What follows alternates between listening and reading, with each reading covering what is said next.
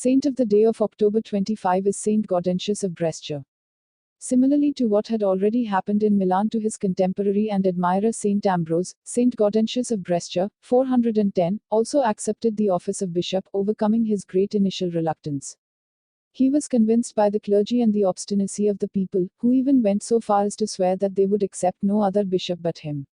Evidently the humble Gaudentius already enjoyed the reputation of a holy man. On his return from his pilgrimage to the Holy Land, where he had gone in the meantime, he thus succeeded Saint Philastrius 387, at the head of the Church of Brescia. He was consecrated by Ambrose himself, who later invited him to Milan to give a series of homilies. From the Holy Land he had returned with relics of Saint John the Baptist and other martyrs, which he then kept in a basilica he had founded and which he called Concilium Sanctorum in honor of the saints. He had understood the apostolic nature of the Church and sought to transmit his own love to the faithful. Let us keep alive, brethren, the memories of the holy apostles.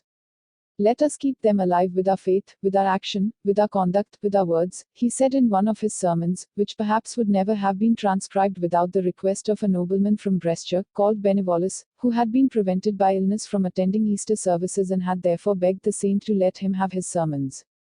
Gaudentius complied with his request, writing a preface in which he underlined the value of suffering in the divine plan for redemption.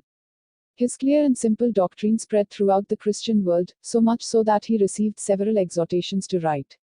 You have such a lively intellect and such a kindness of spirit that it is necessary to write down everything you are saying in normal conversation and preaching in church, wrote the theologian and historian Rufino of Aquileia. Pope Innocent wanted him in the delegation he sent to Constantinople to defend the cause of Saint John Chrysostom, forced into exile by Patriarch Theophilus of Alexandria and Eudoxia, wife of the Emperor Arcadius.